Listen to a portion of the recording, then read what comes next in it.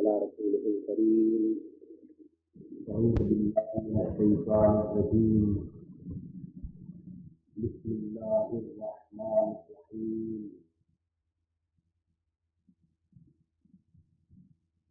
يا أيها النبي حسبك الله ومن اتبعك من المؤمنين. صدق الله مولانا العظيم.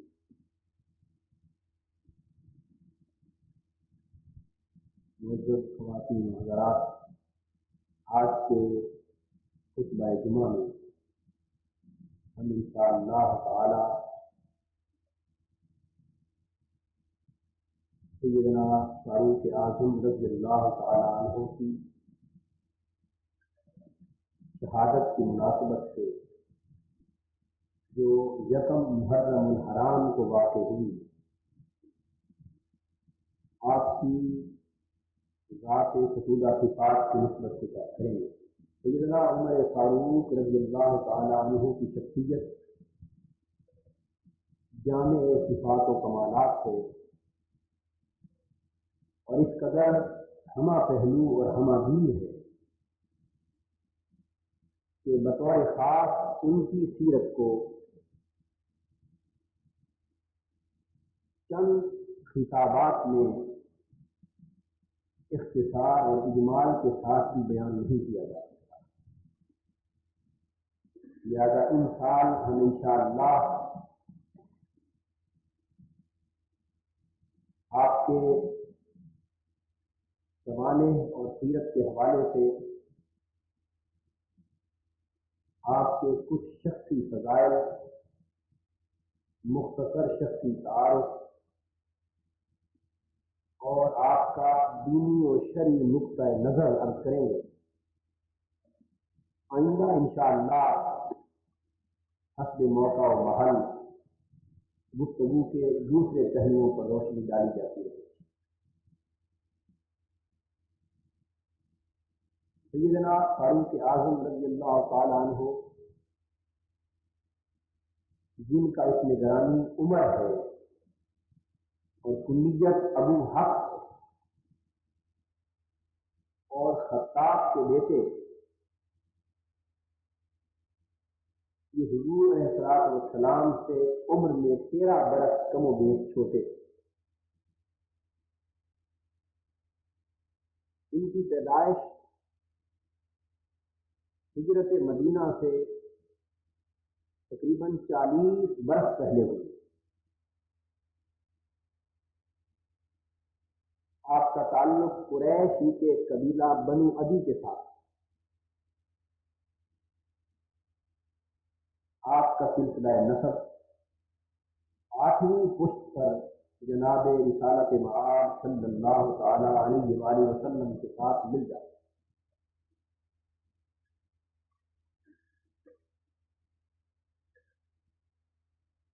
ابو حفص کنیت کا سبب آپ کی وہ صاحبزادی حضرت حفصہ رضی اللہ تعالی عنہا ہے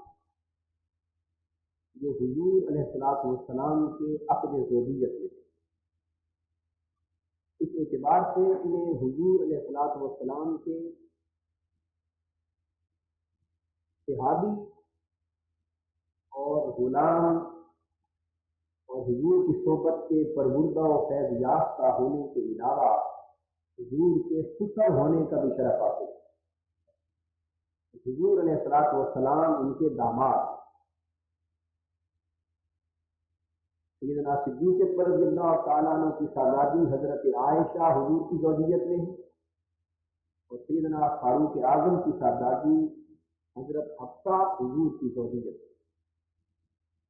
خلفائے راشدین میں یہ پہلے دو شیخ اور اکابر صحابہ حضور کے سسر ہیں، جبکہ پچھلے دو صحابہ سیدنا عثمان غنی اور سیدنا علی شیر خدا رضی اللہ تعالی عنہما حضور کے داماد۔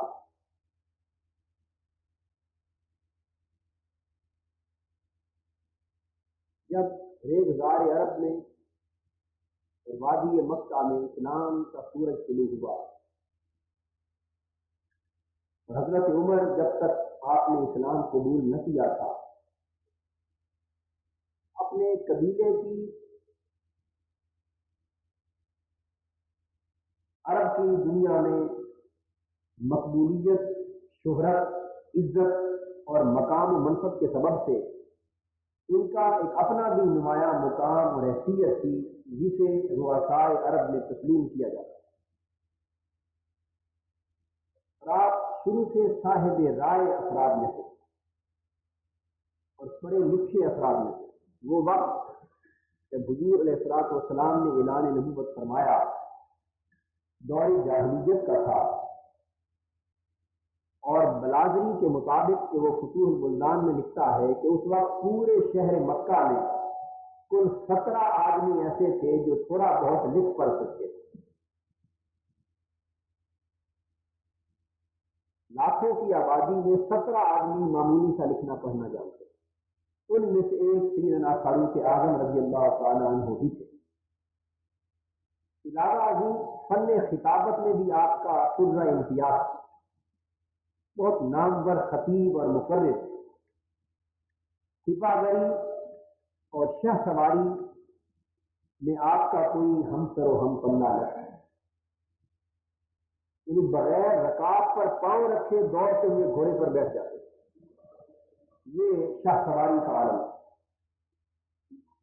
بڑے غضب کے پہلوان تھے۔ اس دور میں حضرت حمزہ، حضرت عمر اور ابو جہل یہ 3 قریش کے قبائل میں نامور پہلوان شمار کیے جاتے ہیں۔ جب اعلان نبوت ہو گیا تو انہوں نے اسلام کی دشمنی میں کوئی کسر اٹھا نہ رکھی۔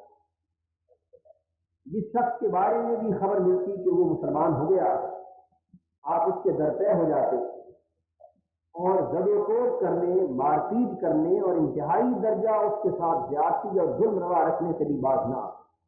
حتی الغصہ اسے اسلام سے منحرف کرنے کی کوشش کرتے کہ اپنے ساتھ کا مذہب پر اتنی سختی کے ساتھ پابند۔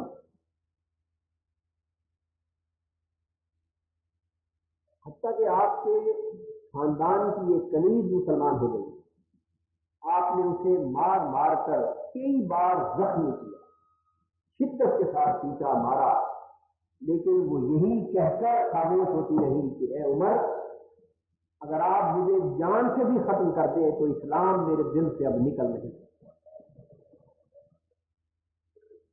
یہاں تک کہ 7 سن نبوت آ گیا، یعنی حضور کے اعلان نبوت کو 7واں سال چڑھ گیا، 6 سال پورے ہو چکے، پر آپ اپنی تمام تر کوششوں سے مایوس ہو گئے۔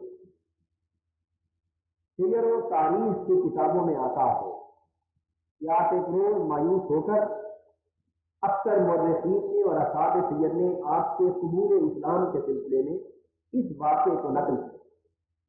مایوس ہو کر ننگی تلوار ہاتھ میں لے کر حضور علیہ الصلوۃ والسلام کو معاذ اللہ شہید کرنے کے لیے کرتے ہیں۔ بازار سے گزر رہے ہیں، کسی شخص نے پوچھا عمر کدھر جا رہا؟ کہنے لگے کہ میں محمد صلی اللہ علیہ وسلم کا کام تمام کرنے چلا ہوں۔ سخت تنگ آ گیا۔ اس نے جواب دیا پہلے اپنے گھر کی خبر تو لے، یہ کہ تیری اپنی بہن اور بہنوئی بھی مسلمان ہیں۔ لوٹ گئے بہن کے گھر، دستک دی تو اندر سے قرآن مجید کی تلاوت کی آواز آ رہی۔ قرآن مجید کے کچھ کلمات ان کے کانوں پر پڑ گئے۔ ان کی آواز سنتے ہی بہن نے خوف سے قرآن مجید کی اوراق چھپا دی۔ اندر گئے تو پوچھنے لگے کیا پڑھ رہے؟ وہ خاموش ہو گئے کہ مجھے دکھاؤ جو کچھ پڑھ رہے تھے۔ انہوں نے چھپا دیا وہ کچھ نہیں۔ آپ نے اپنی بہن کو مارنا پیٹنا شروع کر دیا، اپنے بہنوئی پر لگ کے انہیں زد و کوب کیا، بہن کو زد و کوب کیا، یہاں تک کہ مار مار کے اتنا زخمی کر دیا کہ جسم سے خون بہنا شروع۔ جب ان کی حالت اس نوبت تک جا پہنچی اور یہ زد و کوب سے رک نہیں رہے تھے تو اس وقت بھی ان کی بہن کی زبان سے یہ نکلا کہ بھائی عمر، تو اگر جسموں کو ٹکڑے ٹکڑے بھی کر ڈالے تو اب دل اسلام کی دولت سے خالی نہیں ہے۔ جب کمزور اور زخمی بہن کا یہ عزم، یہ ارادہ، یہ صبر و تحمل، یہ استقلال دیکھا، اس وقت دل دہل گئے، کچھ رکت اور کپکپی طاری ہو گئی ایک طرف بہن کا خون آلود جسم ہے، ایک طرف اس کا جواں ارادہ اور عزم۔ اس وقت کچھ نرم پڑ گئے اور کہنے لگے کہ وہ جو کچھ پڑھ رہے تھے مجھے بھی سنا۔ انہوں نے کچھ ان کا حال بدلا ہوا دیکھا تو قرآن مجید کی اوراق نکال کر وہ آیت پڑھی جس کے کلمات تھے سبح للہ ما فی السماوات والارض وهو العزیز الحکیم، کہ آسمانوں میں جو کچھ ہے وہ اللہ رب العزت کی تسبیح کرے۔ یہ سنتے رہے، دل دہل گئے، یہاں تک کہ جب آگے یہ کلمات آئے کہ آمنوا باللہ ورسولہ، کہ لوگوں اللہ پر اور اس کے رسول پر ایمان لے آؤ۔ اور ان کلمات کے سننے کی دیر دل تو پہلے ہی پسیج چکا تھا، یہ کلمات سنتے ہی اشہد ان لا الہ الا اللہ وحدہ لا شریک لہ واشہد ان محمد عبدہ ورسولہ، کلمہ شہادت پڑھ کے مسلمان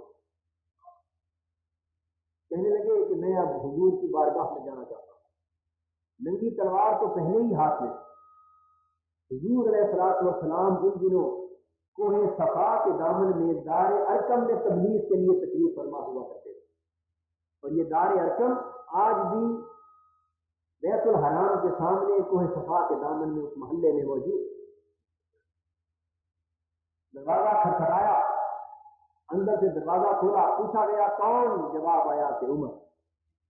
حضرت حمزہ فرمانے لگے کہ کوئی بات نہیں، اگر اچھے ارادے سے آیا ہے تو قبول کیا جائے، اگر اس کے عزائم کچھ غلط ہے تو اسی کی تلوار سے اسی کا خاتمہ کر دیا جائے۔ ننگی تلوار ہاتھ میں، کچھ جانثار مجاہد صحابہ حضور کے گرد۔ جب عمر آگے بڑھے کہ تاجدار کائنات صلی اللہ تعالی علیہ وآلہ وسلم بے خوف و خطر ننگی تلوار دیکھنے کے باوجود قدم مبارک اٹھاتے ہوئے عمر کے گریبان کو پکڑ لیا اور جھنجھوڑ کے فرمایا کہ عمر بول کس ارادے سے آیا؟ عرض کیا آقا قدموں میں گرنے کے لیے آیا۔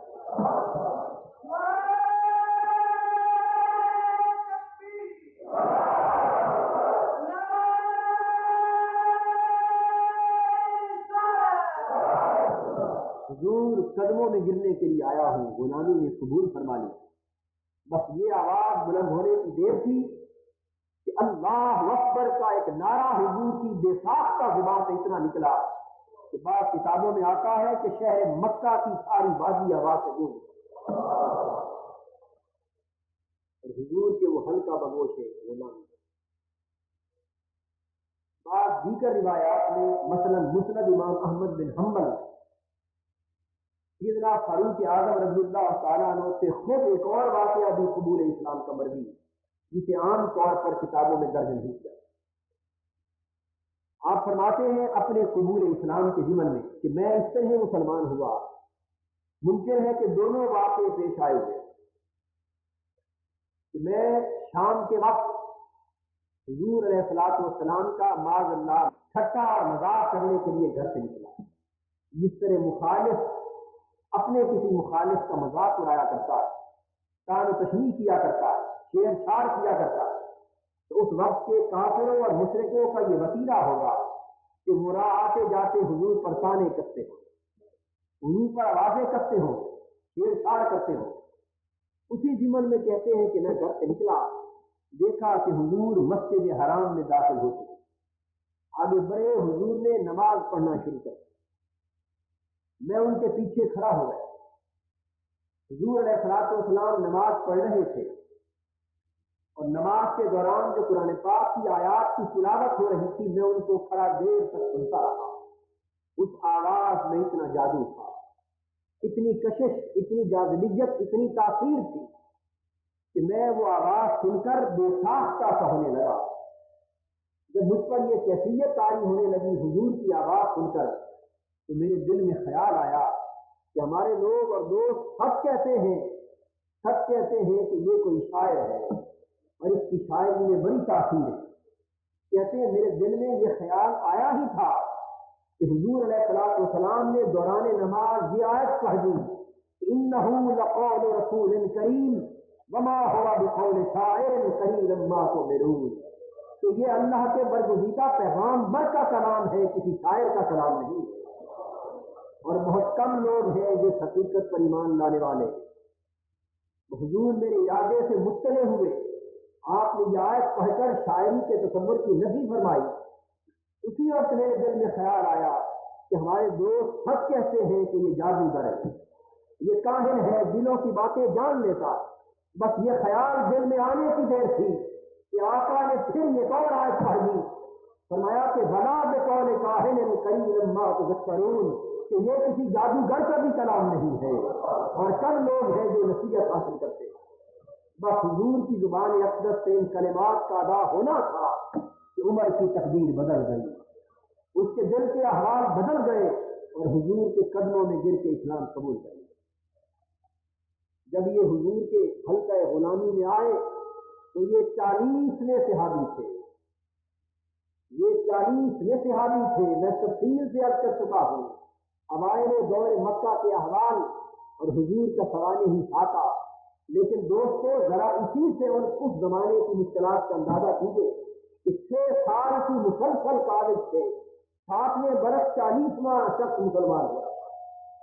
کتنی مشکلات، کتنے مسائل، کتنے اعلام، کتنی مخالفتیں، کتنی مزاحمتیں، کتنی سازشیں حضور کی راہ میں رکاوٹ بنتی ہیں۔ ان کا 40ویں فرد کے طور پر حلقہ بگوش اسلام ہونا تھا کہ جبرائیل امین اللہ رب العزت کی بارگاہ سے یہ آیت بطور وحی لے کر آ گئے، جس کو میں نے ابتداء تلاوت کیا، یا ایھا النبی حسبک اللہ ومن اتبعک من المؤمنین، اے میرے پیارے نبی اب تو بے خطر ہو جا، تیرے لیے اللہ اور جو مومن تیری غلامی میں اب تک آ چکے ہیں یہ کافی ہو گئے۔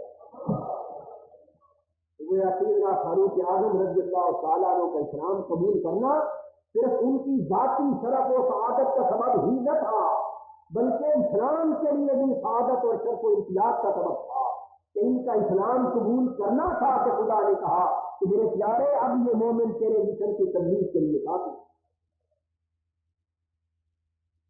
اور حضور علیہ السلام کا کہ حلقہ اسلام اور حلقہ غلامی میں سیدنا فاروق اعظم کا آنا، یہ بھی عجیب لطف کی بات ہے کہ اور تو مرید ہو کر آتے تھے لیکن یہ مراد ہو کر آتے، اور چاہتے تھے اور وہ داخل ہوتے تھے لیکن یہ چاہا گیا، یہ مراد رسول ہو کے آئے۔ اس لیے کہ ترمذی میں حدیث آتی، عبداللہ ابن عمر رضی اللہ تعالیٰ نے روایت کرتے، حاکم، طبرانی، دارقطنی، ابن عساکر اور دیگر ائمہ حدیث حضرت عبداللہ ابن عباس سے، حضرت ابو بکر سے، حضرت ثوبان سے متعدد طرق سے حدیث کو روایت کیا کہ آقا دو جہاں صلی اللہ تعالیٰ علیہ وآلہ وسلم حضرت عمر کے قبول اسلام سے چند روز پہلے، کچھ وقت پہلے اللہ کی بارگاہ میں ہاتھ اٹھا کر دعا فرما رہے ہیں، اللہم اعز الاسلام بأحب هذين الرجلين إليك عمر بن الخطاب اور ابی جہل بن ہشام، کہ میرے اللہ عمر بن الخطاب اور ابو جہل بن ہشام ان دو میں سے کسی ایک کے ساتھ جو تجھے زیادہ محبوب اور عزیز ہے اسلام کو عزت عطا کر۔ قابل غور الفاظ ہیں، بأحب هذين الرجلين إليك، بأحب هذين الرجلين إليك، قاری تعالیٰ میں دو آدمیوں کا نام لیتا، ان دو میں سے جس سے تجھے زیادہ محبت ہے، جو تجھے محبوب ہے، جو تجھے پسند ہے، اسے اسلام کی عزت کا سبب کرتے۔ اور پھر پہلا لفظ وہاں سے نکلا عمر بن الخطاب یا ابو جہل بن ہشام، ان دو میں سے کسی ایک کی عزت عطا۔ اور دوسری کتب حدیث کی روایت کے مطابق تو صرف یہ کلمات ہیں، حضور نے فرمایا اللہم اعز الاسلام میں عمر بن الخطاب خاصۃ، باری تعالیٰ تو صرف عمر بن الخطاب کے ذریعے اسلام کو عزت عطا کر، ابو جہل کا نام بھی نہ لیا۔ زبان اقدس سے جس شخص کا نام نکلا باری تعالیٰ نے اسی کو حضور کے معاملے پر عطا کیا۔ اس اعتبار سے یہ مراد رسول صلی اللہ علیہ وآلہ وسلم، یہی سبب ہے کسی کے اللہ رب العزت کی بارگاہ سے حضور نے انہیں مانگ کر لیا. اس لیے حدیث پاک میں آتا ہے کہ حضور نے فرمایا کہ جس نے عمر سے بغض رکھا اس نے مجھ سے بغض رکھا، جس نے عمر سے محبت کی اس نے محمد مصطفیٰ سے محبت کی صلی اللہ علیہ وسلم. پھر یہاں تک بھی حضور نے فرمایا کہ میرے بعد حق ہمیشہ عمر کے ساتھ رہے گا، عمر جہاں کہیں کیوں نہ ہوگا، عمر جہاں کہیں بھی ہوگا حق عمر کے ساتھ. اگر آپ یاد کریں تو انہی الفاظ کے ساتھ ملتی جلتی ایک حدیث میں نے حضرت علی شیر خدا رضی اللہ تعالیٰ عنہ کے بارے میں بھی رکھی، الحق مع علی وعلی مع الحق، کہ علی حق کے ساتھ ہے اور حق علی کے ساتھ ہے. اور ادھر حضرت عمر کی نسبت فرمایا الحق مع عمر حیث کان، میرے بعد الحق بعدی لکان مع عمر حیث کان، کہ میرے بعد حق ہمیشہ عمر کے ساتھ رہے گا اور عمر جہاں کہیں بھی کیوں نہ ہوا. اس کا مطلب یہ ہے کہ سیدنا ابو بکر ہو یا سیدنا عمر، سیدنا عثمان ہو یا سیدنا علی، ان صحابہ میں سے ہر فرد جدا جدا طور پر حق کی ایک مستقل تصویر ہے، حق کا پیکر اتم ہے، حق کا ایک مکمل نمونہ کامل ہے. وہ ابو بکر کی صورت میں نظر آئے تب بھی حق ہے، وہ عمر کے روپ میں دکھائی دے تب بھی حق ہے، وہ عثمان کے پیکر میں نظر آئے تب بھی حق ہے، وہ علی کے روپ میں دکھائی دے تو تب بھی حق. اب ان سے کسی کے پاس اس طرح نہیں کہ دوسرے سے دور ہو اور دوسروں کے پاس اس طرح نہیں کہ کسی ایک سے دور. حضور علیہ السلام نے سیدنا فاروق اعظم رضی اللہ تعالیٰ عنہ کے شخصی فضائل کو بیان کرتے یہاں تک فرمایا کہ لو کان بعدی نبی لکان عمر بن الخطاب، اگر میرے بعد کسی نبی کو آنا ہوتا تو پھر میں اعلان کرتا ہوں کہ میرے بعد اگر سلسلہ نبوت جاری ہوتا تو نبوت عمر ابن خطاب سے، انا خاتم النبیین لا نبی بعدی، لیکن سلسلہ نبوت مجھ پر ختم کر دیا گیا ہے، میرے بعد اب نبوت آگے نہیں کرتی. اگر نبوت کو چلنا ہوتا تو نبوت کا تاج عمر کے سر سے سجایا گیا. حضور علیہ السلام نے جہاں تک سیدنا فاروق اعظم رضی اللہ تعالیٰ نے خلیفہ فرمایا، جس کو ام المؤمنین حضرت عائشہ صدیقہ رضی اللہ تعالیٰ عنہ روایت کرتی، حضور نے فرمایا انی لانظر الی شیاطین الجن والانس قد فروا من عمر. حضور نے فرمایا کہ میں اپنی آنکھوں سے جنات میں بھی اور انسانوں میں بھی کئی شیطانوں کو دیکھ رہا ہوں. یہ نہ سمجھو کہ شیطان صرف جنوں میں ہوتے، شیطان انسانوں میں بھی ہوتے. میں جنات کے شیطانوں کو بھی دیکھتا ہوں جنہیں تم نہیں دیکھ سکتے، میں انسانوں کے شیطانوں کو بھی دیکھتا ہوں جنہیں بعض اوقات تم نہیں پہچان سکتے. لیکن حضور نے فرمایا کہ سنو، شیطان جنوں کے ہو یا انسانوں کے، میں نے دیکھا ہے کہ ہر شیطان میرے عمر سے خائف ہو کر بھاگا. الشیطان یفر من ظل عمر، عمر سے ہی نہیں بلکہ شیطان میرے عمر کے سائے سے بھی بھاگا. حضور علیہ السلام نے یہاں تک آپ کے شخصی فضائل کا بیان کرتے ہوئے فرمایا ما فی السماء ملک الا وهو یوقر عمر ولا فی الارض شیطان الا وهو یفرط من عمر. تو اس پوری آسمانی کائنات میں کوئی ایک فرشتہ بھی ایسا نہیں ہے جو میرے عمر کی تعظیم و تکریم نہ کرتا ہو، اور اس پوری زمینی کائنات میں کوئی ایک شیطان ایسا نہیں ہے جو میرے عمر سے ڈرتا ہے. ہر فرشتہ اللہ کا میرے عمر کا احترام کرتا ہے اور ہر شیطان زمین پر میرے عمر سے خائف ہے ڈرتا ہے. سیدنا فاروق اعظم رضی اللہ تعالیٰ عنہ کے کثرت کے ساتھ حضور نے فضائل اور مناقب بیان فرمائے، جن میں سے ایک فضیلت یہ بھی تھی کہ حضور نے فرمایا ان اللہ جعل الحق علی لسان عمر وقلبہ، کہ اللہ تبارک و تعالیٰ نے حق کو میرے عمر کی زبان پر ناطق کر دیا ہے اور میرے عمر کے دل میں راسخ کر دیا ہے. کسی کو حق سننا ہو تو وہ عمر کی زبان سے سنے، حق دیکھنا ہو تو عمر کے دل کو دیکھے. کہ اللہ تعالیٰ نے عمر کی زبان اور عمر کے دل دونوں کو حق کا علم بردار اور حق کا آئینہ دار کر دیا.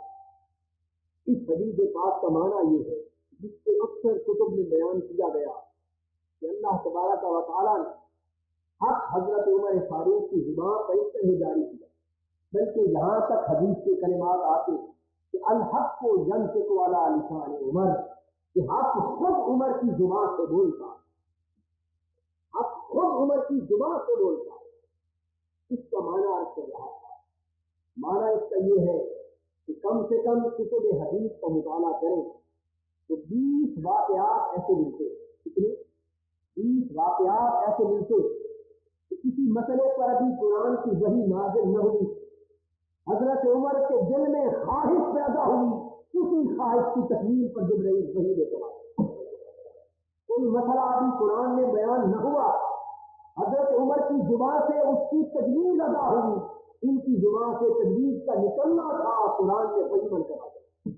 ان اللہ جعل الحق علی لسان عمر وخلقہ، اس طرح زبان سے تجویز نکلتی اللہ کی بارگاہ میں عمر کی زبان کے طور پر وہ مقبولیت حاصل تھی کہ زبان سے تجویز ادا ہوتی، اللہ رب العزت اسے وحی کے روپ میں ڈھال کر ہوئے تک دے دے، اور دل کی آرزو اللہ کی بارگاہ میں اتنی قدر و منزلت رکھتی تھی کہ دل میں خواہش آتی جبرائیل امین وحی لے کر آ جاتے، یعنی جو بات زبان پر آتی، زبان پر آتے ہی اللہ کی بارگاہ میں قبول ہو جاتی، جو خواہش دل میں آتی، دل میں امنگ پیدا ہوتے ہی اللہ کی بارگاہ میں شرف قبولیت پائی۔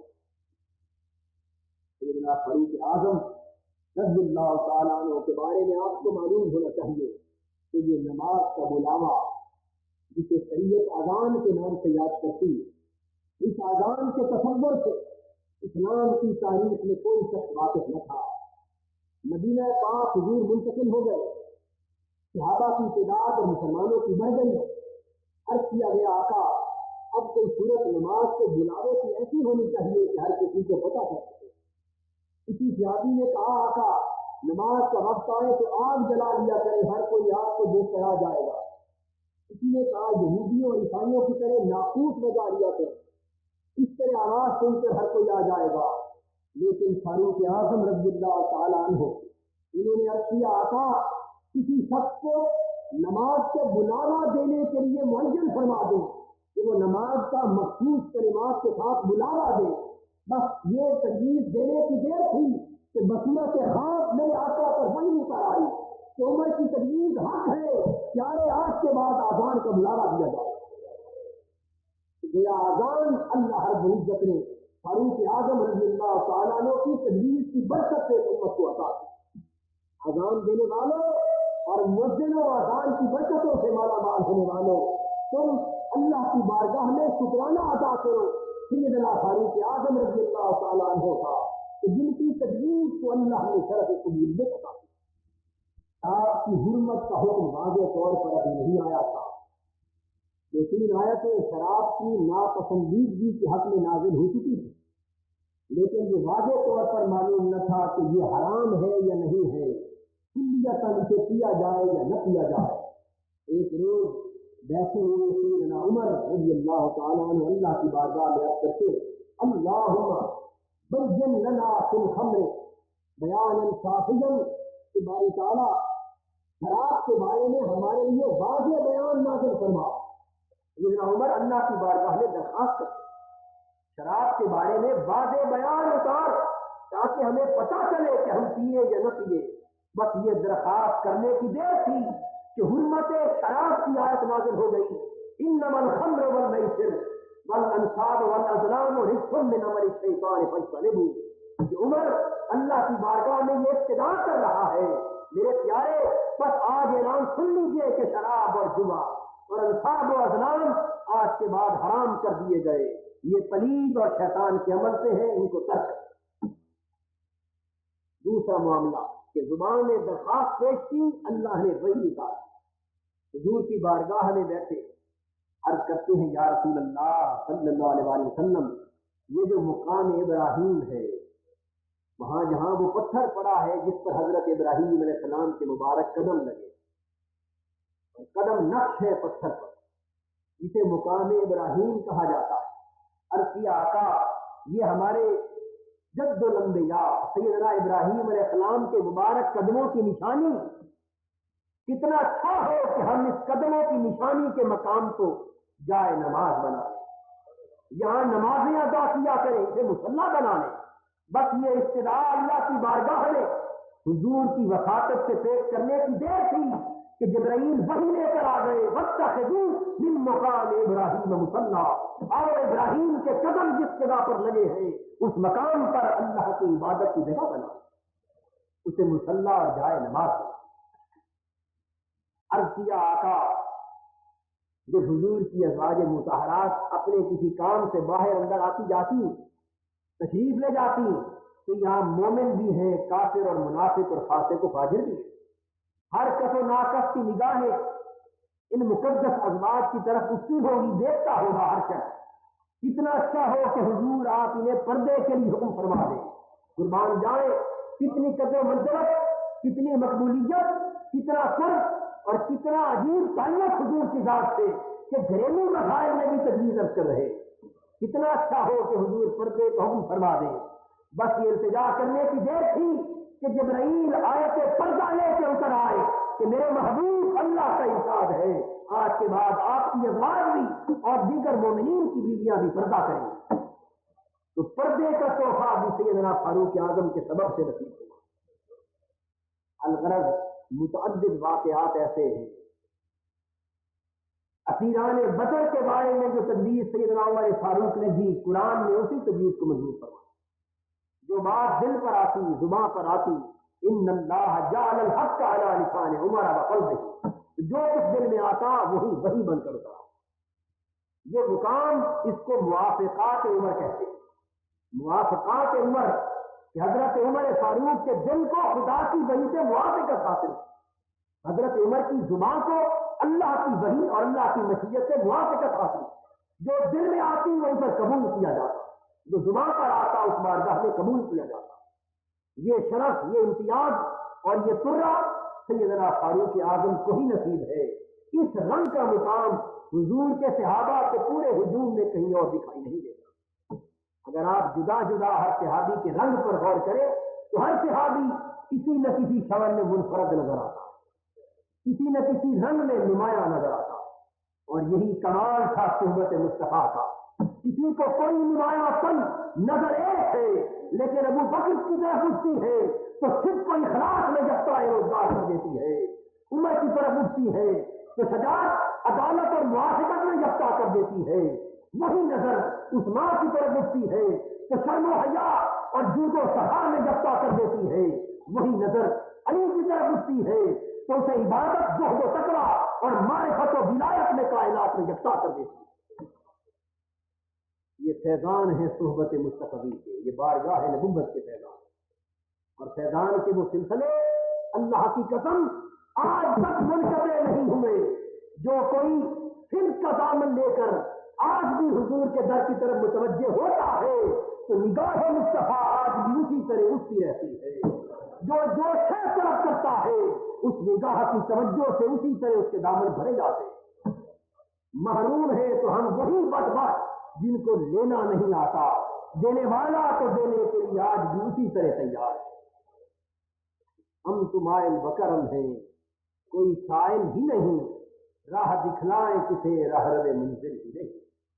آج منزل پوچھنے والا کوئی نہیں رہا، کوئی راہ رو منزل ہو کے آئے تو حضور کا ہاتھ تو آج بھی پکڑ کر منزلوں پر پہنچانے کے لیے تیار ہے۔ یہ تو موافقات عمر رضی اللہ تعالیٰ عنہ کا رنگ تھا۔ اب میں عرض کر رہا تھا کہ سیدنا فاروق اعظم رضی اللہ تعالیٰ عنہ دینی نقطۂ نظر اور شرعی نقطۂ نظر آپ کا کیا ہے؟ اب یہ موضوع اپنی جگہ ایک مستقل موضوع بھی ہے اور طویل موضوع بھی ہے، لیکن میں 2-3 باتیں مختصراً اس ضمن میں عرض کر دوں کہ سیدنا فاروق اعظم کا جہاں اس امت کو اسلام کے نظم مملکت کا نمونہ عطا کرنے کے اعتبار سے احسان ہے، جہاں اس امت کے لیے معیار عدل و انصاف مہیا کرنے کے نمونے کے طور پر احسان ہے، الغرض کئی اعتبارات ہیں، کئی جہتیں ہیں، کئی رخ ہیں، اور ہر رخ کے اعتبار سے سیدنا عمر کی ذات گرامی اس امت مسلمہ کے لیے ایک نمونہ۔ آج کے حکمرانوں کے لیے نمونہ ہے، آج کے مسلمانوں کے لیے نمونہ ہے۔ اسی اعتبار سے جب ہم سیدنا فاروق اعظم کی شخصیت کے دینی اور شرعی اور فقہی پہلو کو دیکھتے ہیں تو وہ آج کے علماء، فقہا اور اہل علم کے لیے نمونہ نظر آتے ہیں۔ دینی اور شرعی نقطہ نظر سیدنا فاروق اعظم رضی اللہ تعالیٰ عنہ کا طریقہ یہ ہے کہ آپ احادیث رسول کی روایت سے بڑے محتاط، یہ تو سب صحابہ محتاط، لیکن انہیں حضور کی حدیث نقل کرنے، روایت کرنے میں جس قدر احتیاط پیش نظر رہتی، وہ صحابہ کرام کے پورے جم غفیر میں کسی کے پیش نظر اتنی شدت کے ساتھ نہ۔ حضور نے فرمایا تھا من کذب علی متعمدا فلیتبوأ مقعدہ من النار، جو شخص جان بوجھ کر مجھ پر جھوٹ بولے گا وہ اپنا ٹھکانہ جہنم میں تیار کر لے۔ اس چیز کے خدشے کے پیش نظر سیدنا فاروق اعظم نے صحابہ کرام پر پابندی لگا دی تھی کہ جب تک کسی کے پاس ٹھوس گواہی اور شہادت موجود نہ ہو اسے حق نہیں کہ وہ حضور سے کوئی حدیث روایت کر سکے، تاکہ بے احتیاطی میں ادنا سی بے احتیاطی میں بھی حضور کی طرف کوئی غلط قول یا غلط بات منسوخ نہ ہو سکے۔ چنانچہ بڑے بڑے جلیل القدر صحابی جب آپ کے سامنے اور آپ کے زمانے میں حضور کی کوئی حدیث بیان کرتے تو آپ فرماتے کہ اس پر کوئی شہادت اور گواہی لاؤ، پیش کرو گواہی، اگر نہیں کرو گے تو تمہیں سزا دو، اس لیے کہ میرے آقا کی طرف کوئی ادنا سی بے احتیاطی کے سبب سے بھی غلط بات منسوخ نہ کرتے۔ یہ ان صحابہ سے بات کہتے جن کے بارے میں حضور نے فرمایا تھا الصحابۃ کلھم عدول، کہ میرا ہر صحابی عادل ہے۔ صحابی سے غلط بیانی کرنے اور کذب و افتراء کا گمان ہی نہیں ہو سکتا، ممکن ہی نہ تھا کہ کوئی صحابی حضور کی طرف غلط بات منسوخ کر سکتا۔ اس قدر احتیاط کے باوجود پھر یہ پابندی عائد تھی کہ گواہی اور شہادت کے بغیر روایت کی اجازت نہ دی جاتی۔ سیدنا ابو ہریرہ رضی اللہ تعالیٰ عنہ حافظ حدیث تھے، آپ سے بعد میں پوچھا گیا کہ آپ جس قدر کثرت سے حضور کی حدیثیں روایت کرتے کیا عمر کے زمانے میں بھی اس طرح کرتے تھے؟ فرمانے لگے نہیں، اگر عمر کے زمانے میں اتنی کثرت سے بیان کرتا تو شاید ہر قلم کر دیا تھا۔ روایت حدیث پر اتنی پابندی اور سختی، احتیاط کا وہ عظیم درجہ موجود تھا جو انسان اپنے تصور میں بھی نہیں لا سکتا، اور قرآن مجید کے مقام کو ہمیشہ محفوظ رکھتے، اولاً ہر شے کو قرآن سے طے کرتے، اور قرآن سے اگر کوئی مسئلہ نہ ملتا تو پھر حدیث رسول کی طرف آتے۔ یہ ان کا دینی طریقہ کار تھا، یہاں تک کہ اپنے حکام، مجتہدین، فقہا، صحابہ کو یہ تلقین کرتے کہ جس علاقے میں جا رہے ہو کثرت سے حضور کی حدیثیں روایت کر کے لوگوں کو کہیں قرآن سے منحرف نہ کر دینا، کہیں ایسا نہ ہو کہ ہر بات میں وہ ایک دوسرے سے پوچھنے لگے کہ حضور نے کیا فرمایا تھا، اور قرآن کا مطالعہ کرنا چھوڑ دیں، قرآن سے مسئلے کے حل تلاش کرنے کی عادت کو چھوڑ دیں، قرآن کو پس پش ڈال دیں، اور ہر کوئی جب خبر کی طرف راغب ہوگا تو پھر کئی غلط لوگ اس ماحول کو دیکھ کر اپنی طرف سے گھر کر بھی حدیثیں بیان کرنے لگیں گے۔ اس لیے قرآن کو قرآن رہنے دینا اور غلط باتوں کو حضور کی طرف منسوخ کیے جانے کے ماحول کے پیدا ہونے سے بچاتے ہیں۔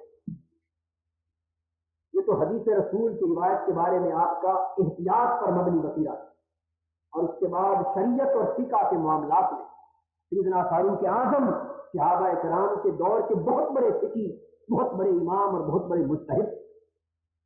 صحابہ کرام میں سے کسی کی مستقل طور پر جدا فقہ میسر نہیں آتی سوائے سیدنا عمر فاروق کے، کہ ان کی فقہ پر مستقل کتابیں تصنیف کی گئی، فقہ عمر کے نام۔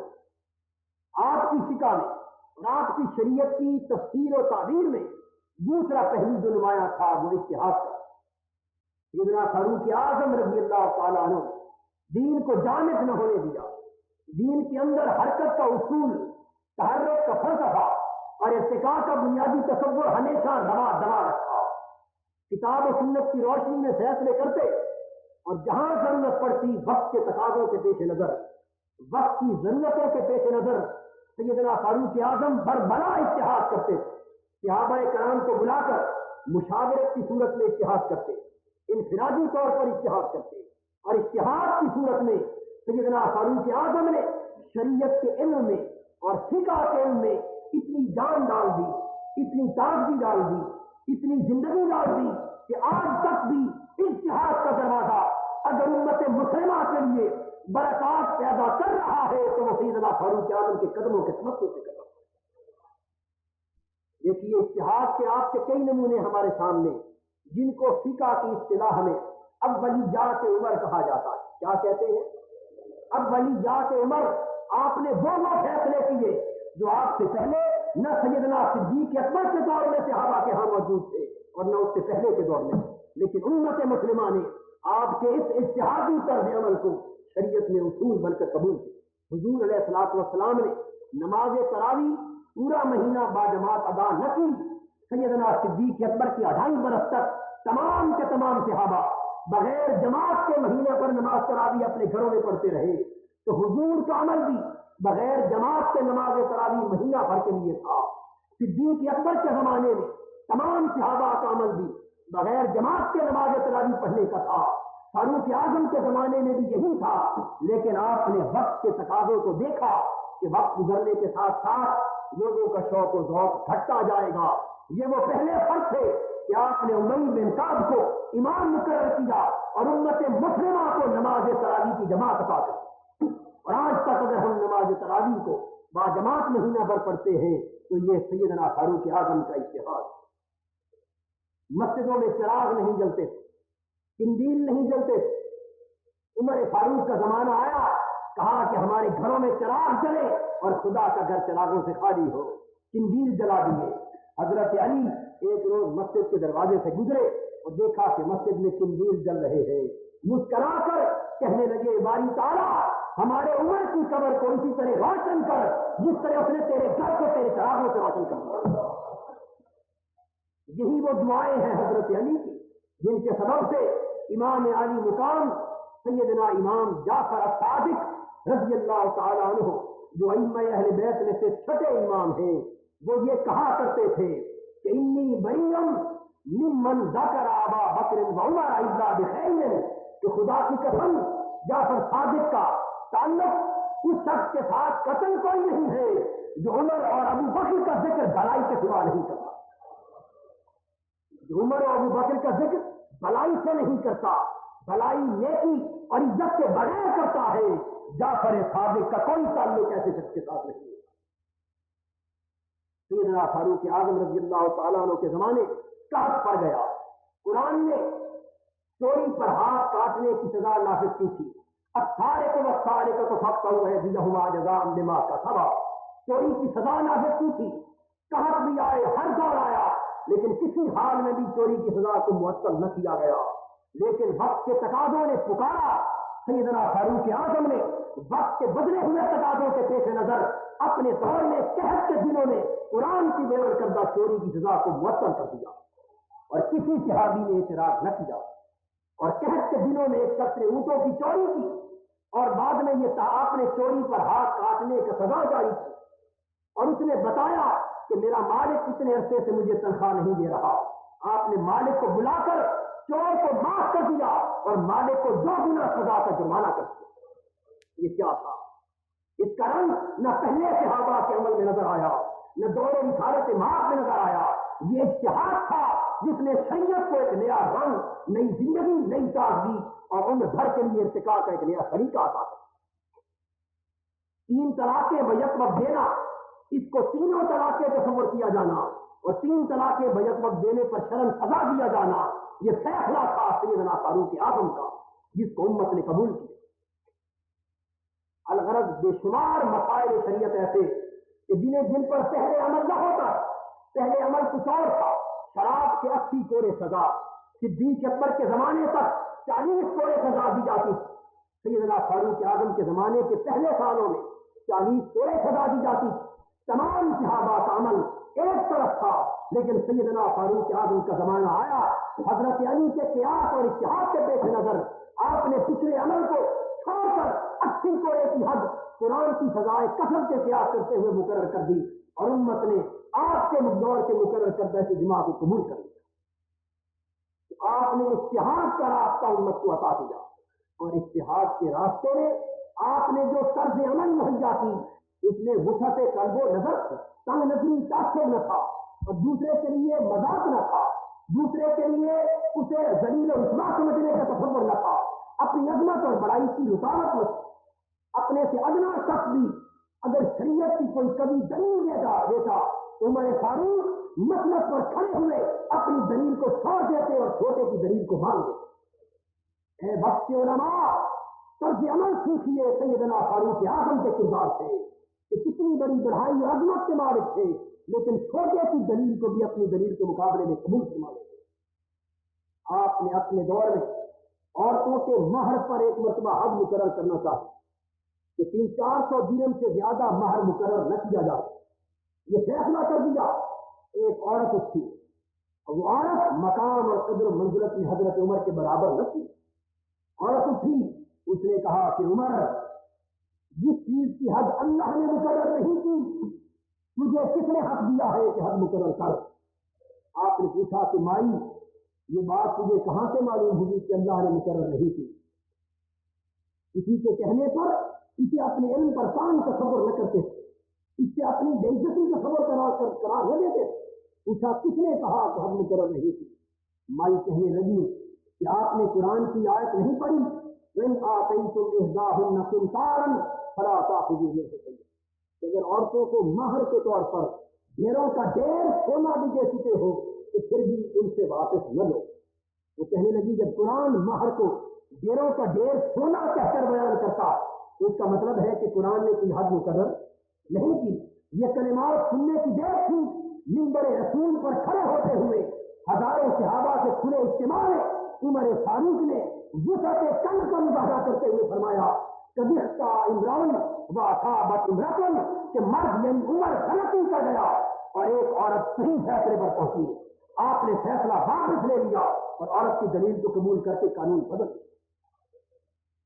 آپ ایک فیصلہ کرنے لگے اور پوچھا کہ مجھ تک رسول پاک صلی اللہ علیہ وسلم کی کوئی خبر اس معاملے میں نہیں پہنچی، میں فیصلہ اس طرح کرنے لگا ہوں، تم بتاؤ کسی کو کوئی خبر ہو۔ ایک چھوٹا سا صحابی تھا، کہنے لگی حضرت عمر کہ مجھ تک حضور کا فیصلہ یوں پہنچا ہے۔ آپ نے فرمایا اللہ تیری عمر دراز کرے، تیرا شکر ادا کرتے ہیں، اپنی رائے کو بدل لیا اور فرمایا کہ اگر آپ ہمیں مطلع نہ کرتے تو ہم فیصلہ دوسری سمت پر رد کر دیتے۔ تو وہ بڑے ہو کر بھی چھوٹوں سے رائے طلب کرتے، وہ بڑے ہو کر بھی چھوٹوں کی دلیل کو مانتے۔ ان کے ہاں موازنہ دلائل کا ہوتا تھا، شریعت کو عزت نفس کا مسئلہ نہیں بناتے، شریعت کو ذاتی انا کا مسئلہ نہیں بناتے۔ یہ وسعت قلب و نظر تھی جس نے عمر کو قیامت تک کے لیے بے نظیر و بے مثال کر دیا۔ آج بھی اگر وہ کوئی عمر ہو تو امت مسلمہ کی دینی مذہبی زندگی پھر سے زندہ ہو سکتی ہے۔ حاضرین محترم، آپ کی شخصیت اور سیرت کے باقی پہلو انشاءاللہ پھر کسی اور موقع پر ہم کریں گے۔ آج اتنی گفتگو پر اکتفا کرتے ہیں۔ وما علینا الا البلاغ۔